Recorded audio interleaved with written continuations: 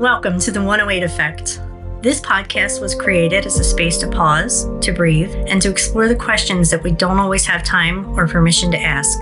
Across cultures and traditions, the number 108 represents completion, connection, and alignment. It reminds us that there is a rhythm to life, something both practical and mysterious, that links who we are with something greater. Here, we gather to talk openly about consciousness, intuition, life, death, and the moments that quietly change us. Through honest conversation and shared experience, we explore what it means to trust ourselves, to listen inward, and to live with greater awareness. If you've ever felt a pull towards something deeper, or wondered if there's more to this human experience than what we see on the surface, you're in the right place. So take a deep breath, settle in, and join us as we begin this journey together. This is the 108 Effect.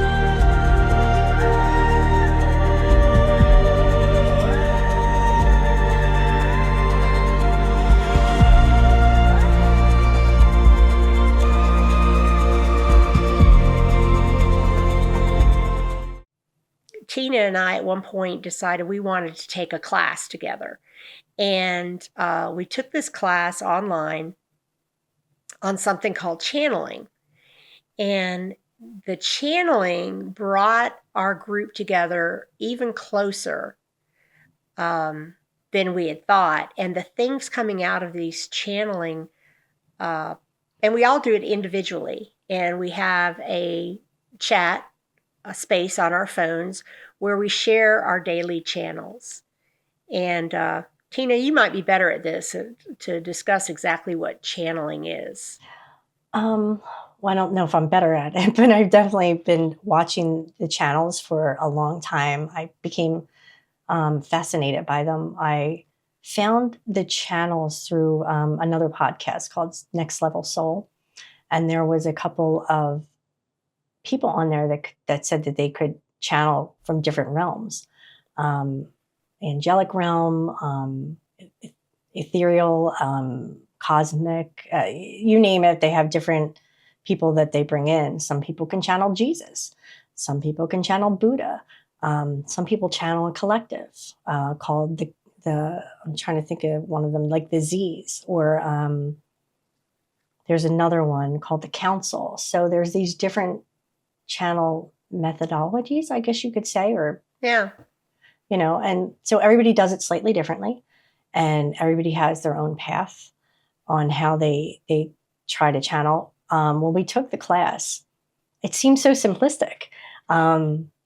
You could do it a couple different ways. You could take a couple deep breaths and drop into your heart center and ask for a message from your higher self or from your guides or whatever you want to call it, the universe, God. And then the channels would start to happen. For me, I do it slightly differently. I do a 15 to 20 minute meditation in the morning before I start to channel. It puts me in the right headspace. And then at the end of the meditation, I will ask for a channel. And in the beginning, it's really rough. I mean, for me, it was really rough because it almost seems like you're making it up. It feels like that in the beginning. It's like, this is not happening. For me, I write it down. I do automatic writing. Mm-hmm. And it did feel like the first few times that I was making it up. Mm-hmm. But then the messages, they weren't coming from me. Mm-hmm. And I knew that. And one of the things about the process is, like Tina said, you meditate briefly. You don't have to meditate more than 5 minutes, but just kind of find a quiet space. You take some deep breaths, you drop into your heart. And what I mean is you just kind of put all your energy in that space.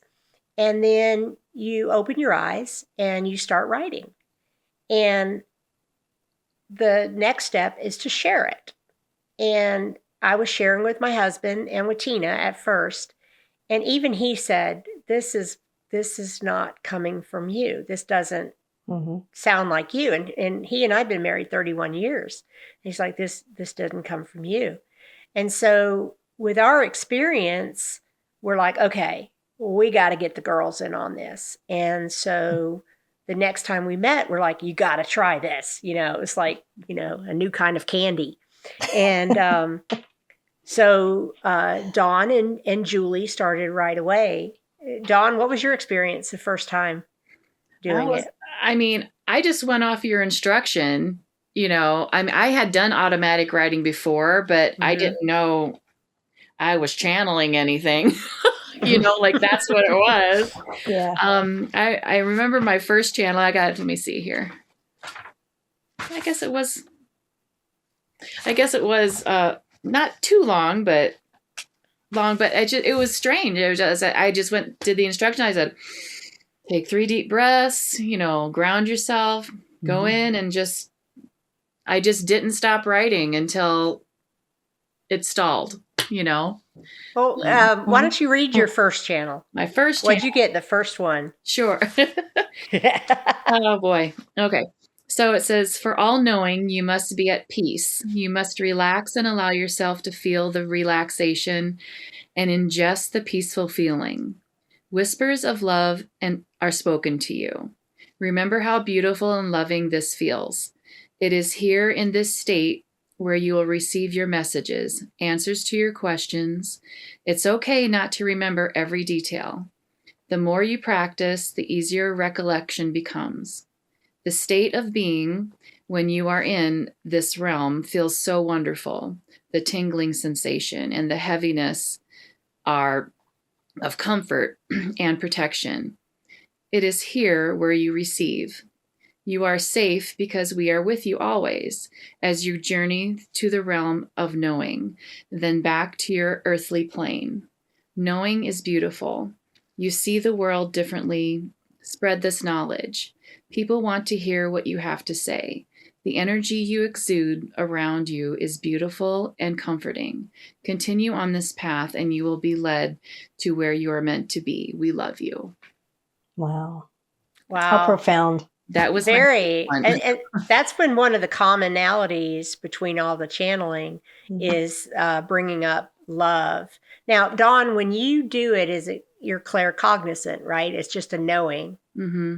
Yeah. Now, but Tina, you could actually hear some of the messages. So what was your first message? I don't have my first message with me. I was, so when I first started to do the channeling, I would write it down. And then over time, I think I started almost a year ago now. It's been almost a year since I've been channeling. Almost a year. Yeah. But I would write it down, and over time, when the messages would become longer and they would flow a lot easier, it became too much for me to write it down. It would be like a download is the only way to explain it. Like there are times when I can hear them, and there's times when I just know what they want me to say. Right. And they give me exactly how they want me to say it. But if I'm not fast enough and I have to recreate what they said, I fumble it. So in time, what I would do is I would start to use my phone, and I would just speak into the phone. Because sometimes, they are speaking, and sometimes it's just a knowing, and I can hear the voices through my head. So I do have one of my favorite ones, though. It says, "Dear one, today we'd like to discuss the universal law of oneness.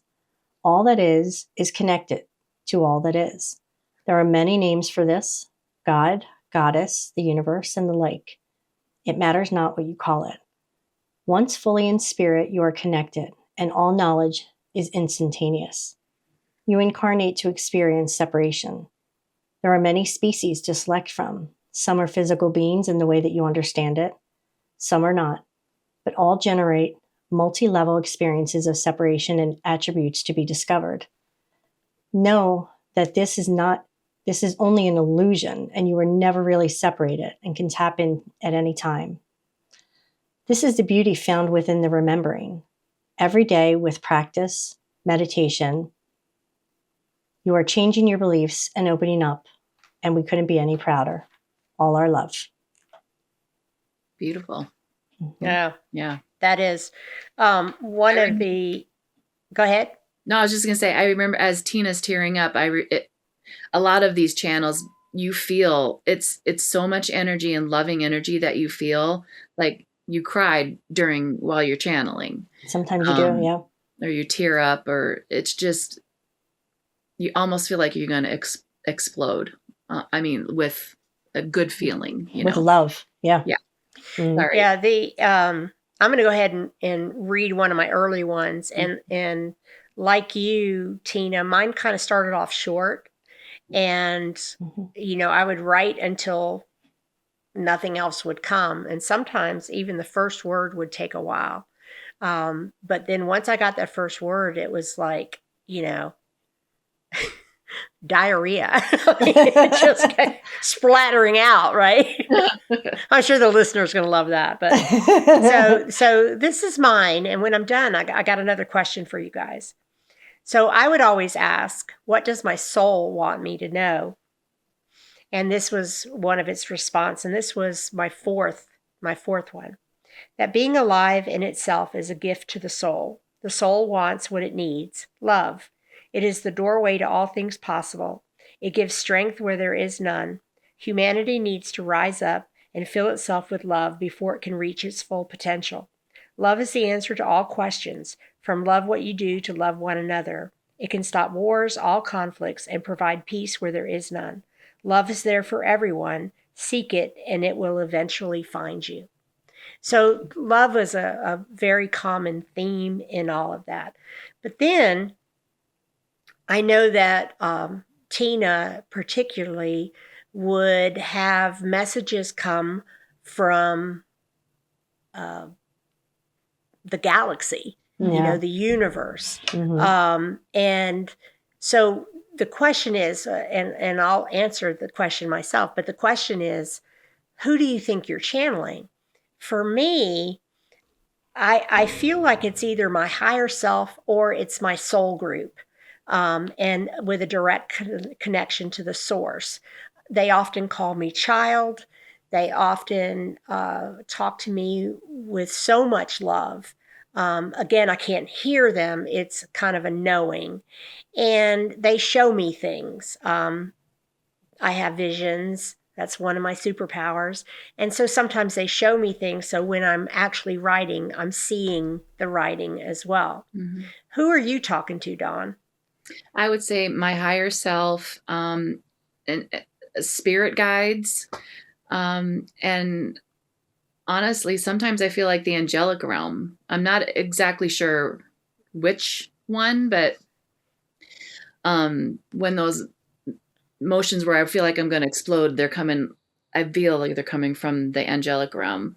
And sometimes it's just a spirit popping in, like one just recently at the end, it was somebody different. And it's like, yeah, who was here with you? I'm like, okay. Oh my gosh. You can feel the difference of the energy. Yes, very much. I had that happen where like halfway through, I got another message because I had mixed intentions when I began. And the first half of it was love, we're here for you, keep practicing, we can feel you changing. And then it immediately went into answer a question I hadn't even said out loud or even in my own mind about my father who had died a year ago. And automatically it felt like somebody else was telling me he's here. He's here and he's in awe of the light around him. And it just kind of came out from nowhere. So I know that the messages are coming from different areas. Yeah. But Tina, I think I'm in awe of what she gets sometimes because she gets some things from the Galactic Federation. She gets things from Archangel Michael, Gabriel, Uriel. She gets things from her ancestors, and so and her guides. She has a very strong relationship with her guides. So, Tina, if you want to speak to that. Yeah, I mean, I have, and sometimes they identify themselves. Sometimes they don't. Sometimes I know the energy is different and the message is different, but they don't identify themselves, and I never ask. But I've had Emmanuel come through, which I believe Julie was the one who mentioned that Emmanuel is another name for Jesus, which I did not know. Oh. I'm not super religious, Yeah. and I didn't feel like when whoever Emmanuel was, when he spoke to me, I didn't feel like he was Jesus. I didn't get that feeling at all. So I don't know if there was somebody else. Emmanuel seems like a pretty common name back then, so maybe it was somebody else. But I've had the Lirans contact me and tell me that tell the listeners who the Lirans are. The Lirans are an alien race that look like lion-esque, I guess you could say. There's one in particular that seems to be one of my guides. So she has spoken to me, and I say it's a she. I can see her clearly when she speaks to me. And I haven't heard from her in a while. But she has spoken to me several times, and she's identified herself as such. I've had, when you talk of the archangels, a lot of times, so for me, I call them in when I meditate. And I've always been particularly, I guess, fascinated with Michael. Archangel Michael, for some reason, has always been my favorite. I don't know if you can even say that, because I don't really know much about them. I know he's a protector, and I love his energy. So when he comes in, I feel him. And I would always have Michael, and I would have Archangel Raphael. So it would be Archangel Michael, Raphael, to help me with any healing that I need to do. Because I felt like I needed to heal myself to be able to move forward with, learning more about my abilities, learning more about our world. For a lot of people, they have to understand that we started this whole thing because of all the things that have happened to us throughout our lives. Then we met with, ghost hunters and things of that nature, but it has evolved since then. So much more. We don't normally, sometimes we'll get together and we'll do some things ghost hunting wise, but we don't normally do that at all anymore. It's been years, right? Yeah. We usually meet. I'm still, my husband and I are still part of a paranormal group where we actually go to personal homes, people who have, who believe they have entities in their homes, and we go in, try to find the source if there actually is something there. But it's more about, we do it to help others, and less about doing it for our own satisfaction. I don't think people realize exactly how hard it is to do that, where you have to fill out reports and that kind of thing. But, just kind of jumping on what you were saying there, Tina, is that what is happening by creating this community that we have and have had for years is we've grown incredibly stronger in our own skills, in our knowledge. We have tried things together that we didn't know if we were going to be good at or not, and we found other abilities by doing that. And exactly, I know for me, I would have never known that energy healing was something that I would be good at, or and remote healing. I didn't know I would be good at, not great, but good at psychometry, which is reading an object or a photo and being able to get information that is much deeper than what we're actually viewing. But we have all grown from that, and the number of times that we've all been blown away by different things that others have done in these meetings has been just amazing. It's really important that, we felt so safe in our group to try these things, because it's scary. Like you said, like, you don't want to, if you had given this information to somebody, you're reading somebody, you don't want to be wrong. You don't want to call them something that isn't right, or my God, get made fun of because you said something that wasn't true or whatever. Right. Or it didn't happen, or, the thing. You were probably right because it didn't happen yet. Do you remember Tina's secret lists? Oh my God. So Tina's secret lists were, we went through a period of time where we were working on our intuition, and we were being shown photographs, and it might just be of a person, maybe two people, and we would have to do our best to tell, name the people. And of course, one of the members would know the answers, but just read the photo far more into than what was actually being shown. It's like, okay, well, there's a lady with glasses. Well, no, duh. But to look at it and go, I'm getting the name Uriel, and that would be your name. So that was really, really interesting to do and fun, and we got stronger at it. But we would have to make a list. We would all take the same amount of time reading the photograph, and then we'd write down what we got, what we felt, what we knew about the people in the photo. And so then we write them down, and then one by one, we would say what we got from it. And then when we were all done, our mentor at the time, she would tell us what we got right and what we got wrong.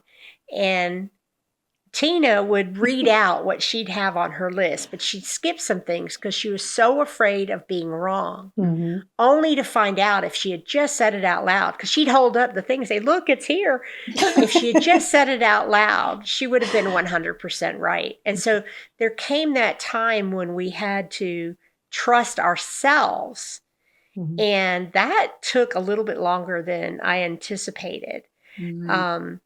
For each of us to do. And I still, like, I think the first time I actually read somebody, like, I didn't seek to do it. I was just out somewhere and I had this moment of, I need to say something. And it was, it was complete, the woman I didn't know, and I just said it. Okay, so your mom has passed, right? And she's like, yeah. And then we went on to have a pretty remarkable interaction, and came to be that day was her mother's birthday, and et cetera, et cetera. And it was meaningful. And I'm so glad I took that moment and I trusted myself to say something, but I was being drawn to her, and I was being not told to, but I just knew I had to say something, and I'm glad I did. But during those times, those Tina's secret lists were just so funny. It got to be where, like, hey, what's really on your list, Tina? But I think that we mentioned earlier on that we're definitely stronger together. And at one point, do you remember the first time we got together at my house? Yeah. Okay. Yeah. We had so many things. I'll tell you a story. So our mentor is, who is mentoring us for the past few years, is a renowned psychic who also mentors other groups, has since started this, since we had started, I think a year after she started opening up for additional groups. But she was also coming for this get together. And we call ourselves, I realize I just got myself into a jam here, but we call ourselves 6 fucking awesome women. And 6 Fa. And they're all laughing because they're like, we see what you're doing here, Laura. But Tina said, it feels like somebody's missing. Like there should be another one. Well, I knew a secret she didn't know yet. And that was that one of the girls in the group was pregnant and was planning on announcing it when she got into town. But Tina didn't know this yet. And she was this woman was the last one to arrive. And so I had to keep that secret the whole time, but it was bugging her. She goes, why do I feel like there's one more person, like, literally coming? And so it all made sense to her when our friend announced she was pregnant with a little girl. I said 7 Fa. 7 Fa, yeah. And you had made a shirt. Yeah, I had made a onesie Yeah. for the new mom to be, and instead of 6 Fa, it said 7 Fa. And I'm sitting there screaming inside. And I think, having a community like this is we get to look at the synchronicities and look at the weird stuff that happens to us as a group or when we get together. I had something, and Dawn, you don't know this yet. I'm sorry. I just Maybe got a I note. do. No, I just saw the note from our producer. It says, "I already flagged the channel is not made saw for that children." But Dawn, you don't know this. Do you remember a few weeks ago when I had the vision of the? They looked like Renaissance portraits of a man, and I thought one of them was Henry VIII. Do you remember that, Dawn? I don't. You may not have been in that meeting. So I just had a very quick flash vision of a series of paintings of what I thought at first were different men. And I said I thought one of them was King Henry VIII, who honestly, I don't even know why I know what he looks like. But and Tina had texted me a painting of King Henry VIII. And there it was. I'm like, that's what I saw. That was one of them. So I went into a deep dive, deeper than I really needed to, on why I was being shown King Henry VIII. And it turns out all the images I had seen were different portraits of the same person, all King Henry VIII.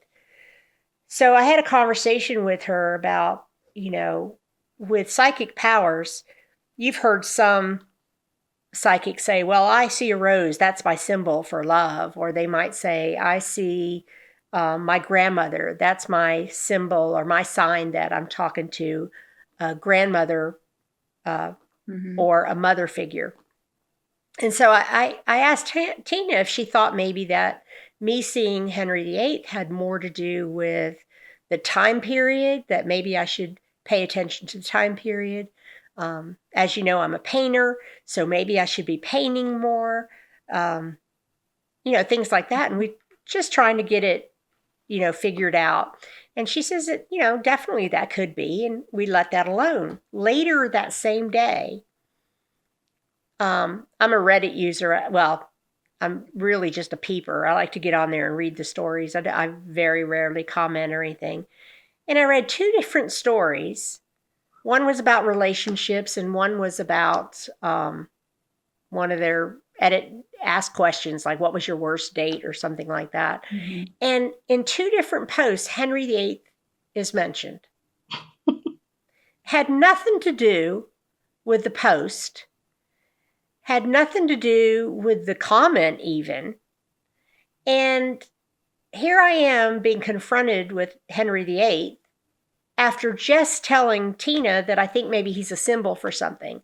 And I truly believe that that's a weird coincidence because, ask anybody, how many times has Henry VIII crossed your mind? Right. Right? None. Yeah. But in one day, I have a full conversation about him. And then later, I see these 2 posts. And within a week is when I had gotten the visions of Henry VIII. So I'm still trying to figure it out. But those kind of synchronicities still blow me away. Mm-hmm. And so when we're all together and some strange things happen, I'm still in awe. I'm in awe of everything that I see happening with Tina and I see happening with you. And even more so with Julie, watching her grow and become stronger. Yeah.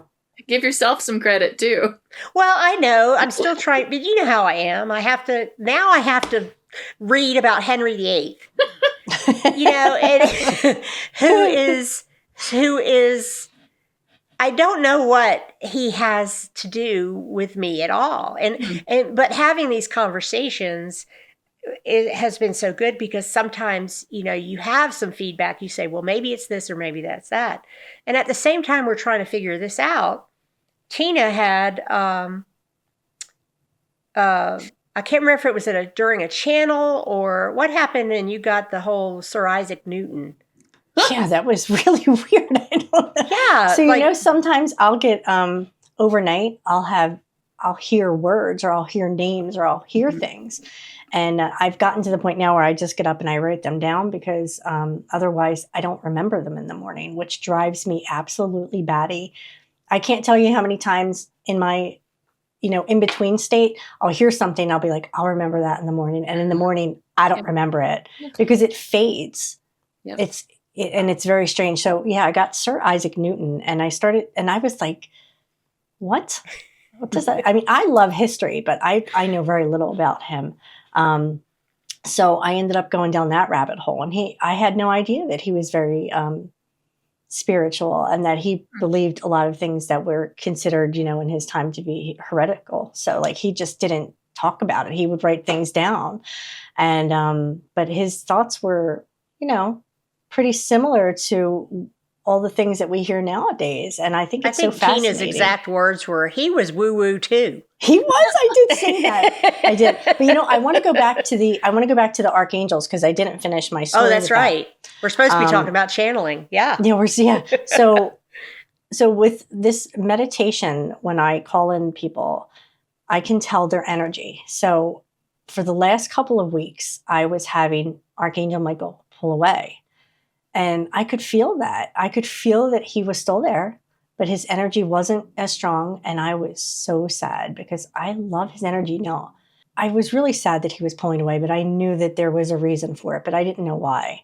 And I knew eventually I would be enlightened as to what was going on. Next thing I know, I feel someone else step in, and I see the name Uriel.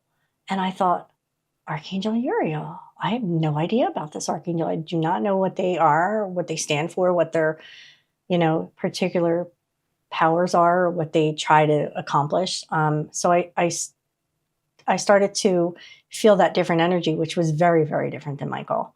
And then eventually I got a channel about it. So I'll read you that channel. And I thought that it was fascinating, because it's a perfect way to explain what's happening. Over the years, I should preface that over the years, I feel like from Michael, there was a lot of healing I had to do. I had to get past not being able to tell people. I had to get past, people's reaction to some of the things that I've done over the years, as far as like spirituality goes, because I was always trying to hide it. I feel like and then at one point I told them I didn't want to know anymore about the deaths, and I didn't want to be told certain things. So I felt like I just needed to heal from all that.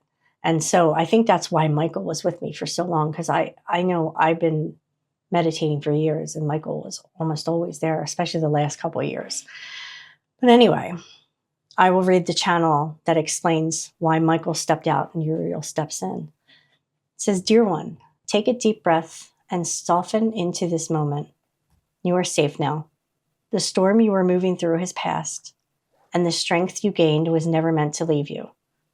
The protector steps slightly aside, not because you are unguarded, but because you have remembered who you are. You no longer walk in fear, you walk in awareness. Now the light of understanding draws near. We come not with shields raised, but with illumination, not with urgency, but clarity. Allow this wisdom to rise gently within you. The answers you seek will not arrive with noise or force. They will appear as a quiet knowing, as subtle recognition, as truth settling peacefully into your heart. Do not rush, do not strain to figure it out. Insight unfolds when you are still. Drink water, rest when called, let your body receive what your spirit already understands. You are not being tested, you are being integrated. What once felt confusing will soon feel obvious. What once felt heavy will feel complete. Trust the light within you. It is awakening now. You are guided, you are supported, you are deeply loved, and all is unfolding exactly as it should." That's great. Damn. Mm-hmm. Yeah. Isn't that crazy? Yeah. Amazing. And I just knew that was it. And then, so from that day forward, only Uriel stepped forward. Mm-hmm. Amazing. You know, from the beginning of all of this, really, I struggled with the witchy side of myself and this channeling. Who are we talking to? And how far are we getting away from God? Because that was such a big part of who I was growing up, and grew up very religious, although I would say I'm not religious anymore. I'm spiritual. So I have this channel message that I got that kind of put me at ease. And I'll read it now. "We call you child. You are a product of love, our love. We are all connected and all charged with your growth. Your experiences become an extension of us. We are an extension of the source, the universe, God. Our light, our souls, are meant to shine upon one another so that we all grow together. We feed on love. It is the well in which we toss our wishes. We all wish and want to fulfill our need to be loved and to love without bias. Unconditional love is a true gift and hard to achieve and difficult to find. We pursue this divine gift like we pursue nurture. It is nourishment for the soul. And I think that same thing, the message that you got, Tina, and the more simplistic one that I get, because Tina's are like written by a college professor, a PhD, right? And Tina does not speak like that. No, not at all. And Not at all. That's what's so crazy. Yeah. No. But the point is that, for me especially, these messages feel like they're coming from the source, that they're messages that come through the archangels, soul groups, etc., but they're just an extension of a source or God or Yahweh or whoever you want to say, and they eventually make their way to us. And to say this has brought me joy is an understatement, because it has changed me to a degree that I love myself more, because I can feel the love coming from these, just like Tina can feel the love and the support. And I know, Dawn, you've experienced it too. It's just, it's one thing to know God, but to actually feel his love the way that we've been feeling it through these channels is quite remarkable. Yeah. Dawn, you have to read us one of your favorites, one of your favorite channels, one that touched you deeply or that really resonated with you. Gosh, talk amongst yourselves while I find it. Okay. Well, I want to talk. So while you're looking at that, Julie, the fourth member of our host team, she struggled with the channeling at first. She found it difficult, and it was just a matter of finding a way for the information to come through. And Julie has always been somebody that was interested in tarot cards and reading them and getting a kind of like a daily affirmation through the use of the cards. And so she tried the channeling by using the cards, and that made the difference for her. So if you as a listener want to try the channeling, just know that even within our group of 4 women, that it was different for all of us. You've got Tina, who's clairaudient. You've got me and Dawn, who are claircognizant. And then there's Julie, who is a little bit of everything. We all have all the clairs, but with Julie, it was a little bit of a struggle for her. But once she got it, once the messages start coming in, they are just as profound as the other ones. I am a little jealous of Tina in that she has had messages from otherworldly beings, not just souls or dead people per se, but through the Galactic Federation. And so I'm always at awe at all of hers, but her voices come from a master level. And we should talk about that one time, about the different levels of souls and their growth and their journey and the teachings that go on once you transition over. But hers feel like master level to me. And that makes me feel like her soul is much older than mine. Almost instructional too. Like sometimes it's not just meant for her, it's meant for others. Right. So, I mean, how many times have we been reading each other's and going, oh my God, I think that's meant for me. Right. Yeah. Right. Yeah. Sometimes they come in and they don't feel like they're for you. Right. And you know it. Right. And you know it. Yeah. Right. You just keep writing, because somebody needs to hear it. Well, exactly. And I think that comes back to our connection And, a reminder to the listeners, we come from different places. You've got Dawn, who is, I guess you'd call it the Midwest. You've got Tina, that's in New England, and me down in the South, and Julie's up near the Great Lakes. So it's very diverse in how we came together, and we all know more people. We have our mentor. We have another woman who is very close friends with us, that is great at a lot of these things. But she has a very busy life, and just retired, and we're letting her shine on her own, but we're still very much connected. Yeah. But the six of us together, having this community, having somebody to talk to about them, having somebody to share, just to share these channels. But there's a connection deeper. I'm going to give you an example. And Dawn said, give yourself credit. So I'm going to give myself credit here. We meet by Zoom, by the way. We set up a Zoom call. We meet. We literally go 3-4 hours. And we usually have a topic or a lesson that we're going to do.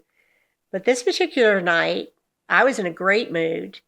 And the screen came on. I see all my girls right in front of me. And then I had this overwhelming sense of sadness. And my eyes teared up. And I raised my hand and I said, you guys, I just need to say that one of us is hurting right now. One of us is this close to busting out in tears. And I recognize this as not my own emotion. Do you remember this, Dawn? I do. Yes. And Dawn's hand slightly went up. She goes, "It's me." And she just broke down. And that just speaks to the, we all have, most of us are empaths. But that was, if we needed a moment that showed that we were connected, for me, that was it. Mm-hmm. Because the minute the screen came on, all of a sudden, everything about me changed. And I was like, this isn't me. Yeah. Because I know exactly how I was a second ago. And all of a sudden, so that connection is, I know for me, very important. And, we encourage you all to find that community. Mm-hmm. Or become part of ours. Yeah, exactly. Yeah, we are going to invite you to share your stories with us by going to our website. We are going to share those stories, hopefully provide some opinions about the stories and possibilities, and not necessarily, we're not experts, but I'll tell you what we are experts in, our own experiences. Mm-hmm. And we have been told why channeling is so important. We have been told, all of us at different times, to share, share this. And I kept thinking, they want us to share with each other. And it just became another commonality. We had love was a constant, but sharing was the other constant. Mm-hmm. And, my husband sits in the kitchen and cooks dinner for me while we're having these meetings. Yes. So he hears everything, and he's like, he listens and he's interested. And he even said the other day when we were meeting, he goes, I should have just recorded that. That whole conversation was a great episode. So Dawn, did you find your favorite one? I did. Well, yeah. I mean, I have a lot of favorites, but this is a one I like. So this is starting out. It says, the journey you take is a personal one. You choose your path. Your choice is not wrong. You learn on each path. What you don't learn this time, you will learn when your path leads you to the other. They are connected. You feel a sense of peace knowing this. Whenever you feel as if you you question yourself or fall in confidence, remember these gifts are always in you. You can tap into any one of them at any time. Remain confident and your path is clear. You are strong and your strength is needed. Remember, do not be afraid to remember. The torch within you is lit and burns brightly. We are always with you, guiding you, loving you, and keeping you safe. I have all the feels right now. Yeah, that is absolutely beautiful. Right. That is absolutely beautiful. One thing we haven't talked about as far as channeling is the benefits of it and what it has meant to each of you spiritually. Has it become an affirmation for your day? How has it benefited you? I mean, for me, it has made all the difference in the world. I have been meditating every day for a long time now, and it has extended my meditation time. There was periods of time when I was first channeling where as I explained, I would write it down and I couldn't keep up with it. It started to change for me where I started to get a theme. So during meditation, I would basically know the theme of what the meditation or what the channel was going to be that day. And then sometimes the channel would start in the middle of the meditation. So then I started to ask for some guidance because by the time I would be done my meditation, the channel would be over and I'd have to try to recreate it, which as we know, I am not scholar-like in the way that I speak. And so recreating it for me was very difficult. And trying to make sure I covered all the things that they talked about was also very difficult. Even if I could put it into words that made any sense, I didn't feel like I was covering everything. So I started to ask for them to step back when I was doing my meditation and wait. And then my husband suggested that I start to use the phone to record it. So once I started to do that, it started to flow a lot easier for me. And so now I do it every day during the week. On the weekends, I generally don't have time to channel, but I do meditate almost every day of my life as much as I possibly can. And I think that's been a big, benefit for me. And the channeling itself has, as you guys all alluded to earlier, has been guidance. It's just been massive guidance. And sometimes there's words that come in that I don't even know what they mean. And I remember we had to look up a word one time. I think it was oversoul. It was oversoul. Yeah. Yeah. We're like, what? We were like, what is that? What is that? Yeah. So you could tell how, we were pretty novice? We were all novices. Right. Whatever you want to say, a novice, whatever. But yeah. So we had to look it up and determine what exactly that was. But now I hear that term all the time. It's weird. I do too. Yeah, it's the weirdest thing. Like, but before that channel, I never knew what that was or what it meant. So for me, it's just been guidance and the feeling that comes along with it, and growing and being taught by forces that I cannot see. Mm-hmm. Yep. Ditto to all of that.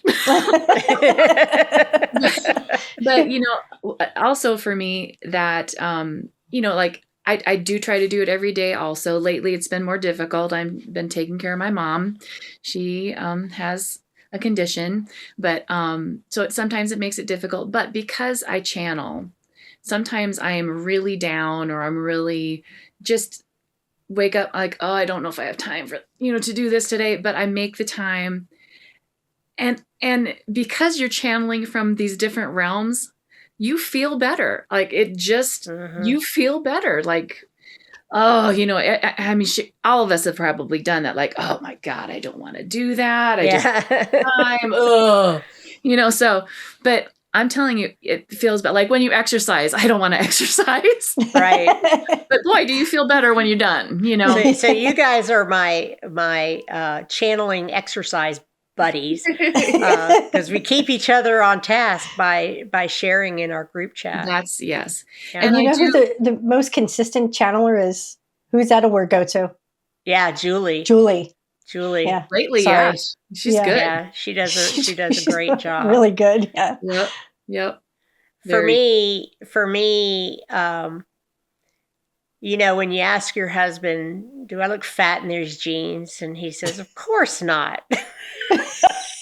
You're loved because he lied, right? But this is a different kind of love.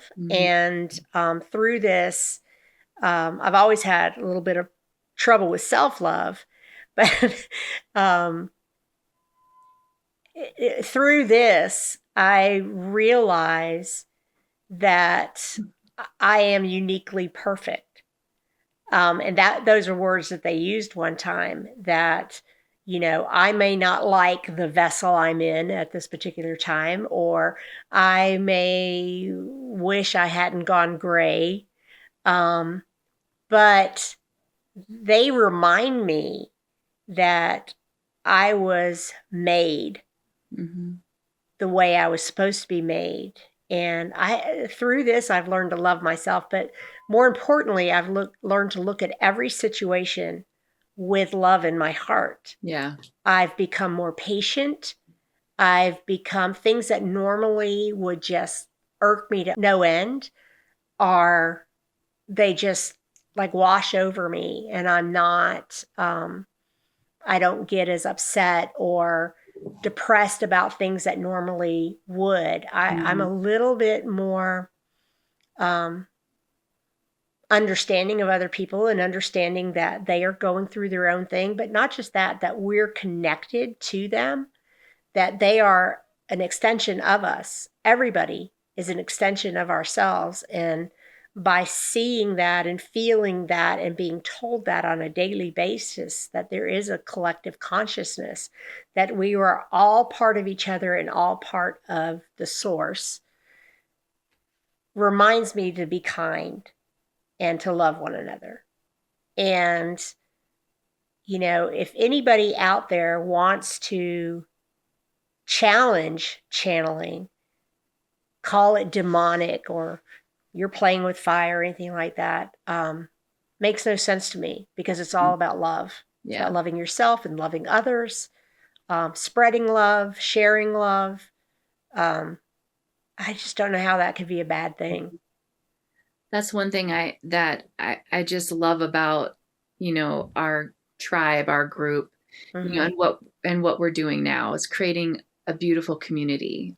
Yes. To just be able to share openly and without ridicule, to have people who have, an open mind and open ears and willing to listen to what you have to say and answer any questions that you have. Not saying that we will have all the answers for you, but we certainly will have an answer for you. Well, we can share a perspective. Yeah. I mean, there's a lot of things that each of us have gone through that we don't understand because they didn't happen to us, but we understand that feeling of, I'm lost because this happened, and I need to get it out. I need to talk about it. It's kind of like you repressing, your abilities in your teen years. And just by allowing yourself to be who you are and to talk about these things that happen to you, create a better openness to allow for other abilities to come through, allow for the spirits to come through, allow for communication with higher beings, and most importantly, with your higher self. And Tina and I have talked about this, I think, in the first episode, and a little bit we touched on it here, is that sometimes these things are generational.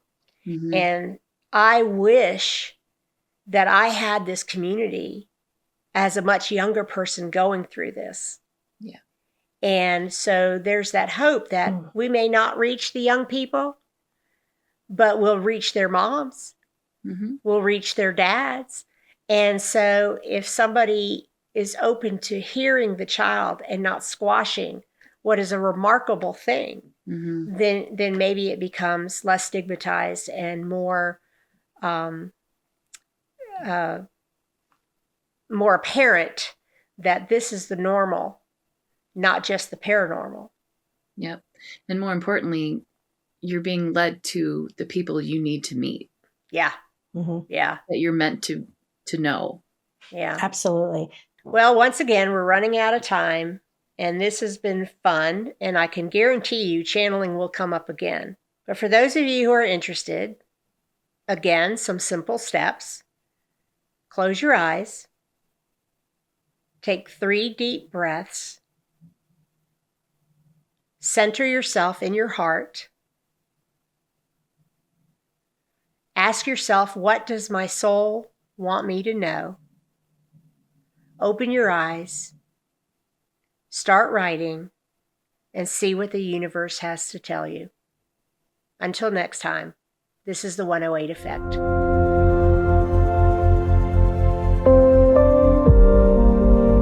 As we close today's conversation, we invite you to take a moment and notice what resonated with you. Maybe it was a thought, a feeling, or a quiet knowing that surfaced as you listened. Whatever it was, trust that it arrived for a reason. The 108 Effect is about remembering that awareness begins within, that clarity doesn't always come from searching outward, but from learning to listen inward. Thank you for sharing this space with us, for your openness and for your willingness to explore the deeper layers of life alongside us. If this episode spoke to you, feel free to subscribe and follow along so that you can continue these conversations with us. Until next time, stay curious, stay grounded, and trust the compass within. This is the 108 Effect.